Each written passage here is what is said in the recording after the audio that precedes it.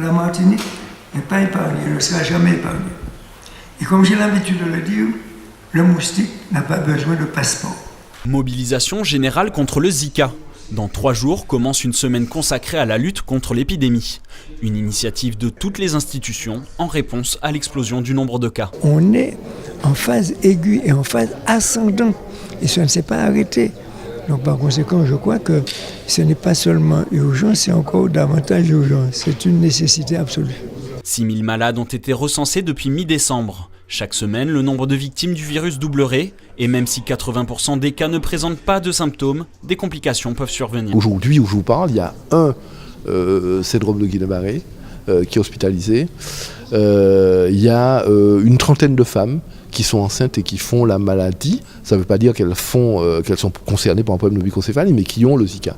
Donc c'est une toute petite partie qui risque d'être affectée par un problème de microcéphalie. Nous allons suivre ça. Nous avons mis en place une commission de suivi des femmes enceintes de la Martinique avec tout le monde sur le pont. Face au risque potentiel que représente l'épidémie pour la Martinique, le ministère de la Santé a dépêché 5 lits de réanimation et 13 professionnels, dont un urgentiste et un médecin réanimateur.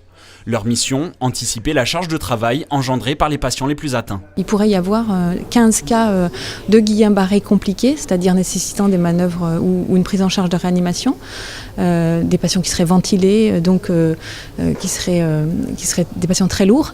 Et pour le coup, avec 15 ou même 20 lits de réanimation, initialement 15 lits de réanimation, c'est pas suffisant, parce qu'il y a aussi d'autres malades à prendre en charge en même temps.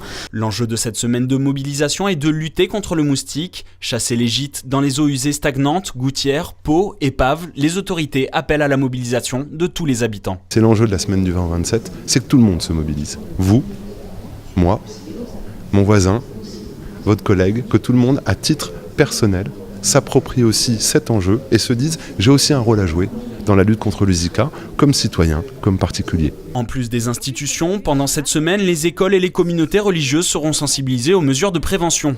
Le pic de l'épidémie de Zika devrait intervenir à la fin du mois de mars.